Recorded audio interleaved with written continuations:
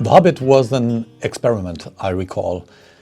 There were a lot of experiments on the album. And there was Black Chamber, there was Theatre of Pain, but The Hobbit was maybe the most ambitious, I won't say so, but a very nice and interesting one.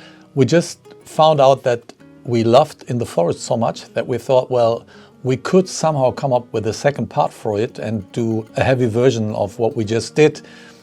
And yeah, then things went into slightly different directions here and there, but there are a lot of elements which have been taken from the Bard song In the Forest into The Hobbit.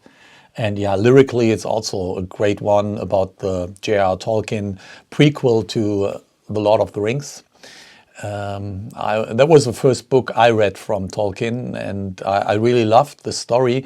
And back in the days, I had a graphic novel bought in the USA when we had a trip there.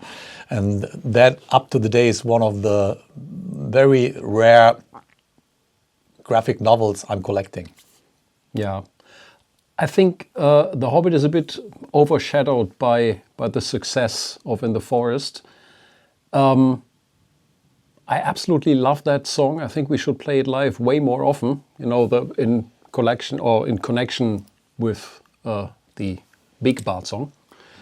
And when we did this now on the anniversary tour, I think it worked great, and people really appreciate it if we do the full Bard song experience for them.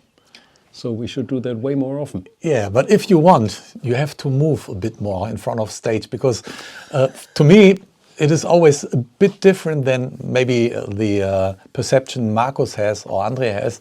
I'm standing in the center and I'm looking at the front rows, and also I'm looking to all the people. And in comparison to In the Forest, there's little singing in the audience. There are a lot of words in The Hobbit, I have to agree. But you know, I like the feedback of the audience when everyone is singing along with us. And I recognize that people know the lyrics better than I do. Sometimes it is a bit embarrassing, but that's a different story. You're right. We should play it more often. We should.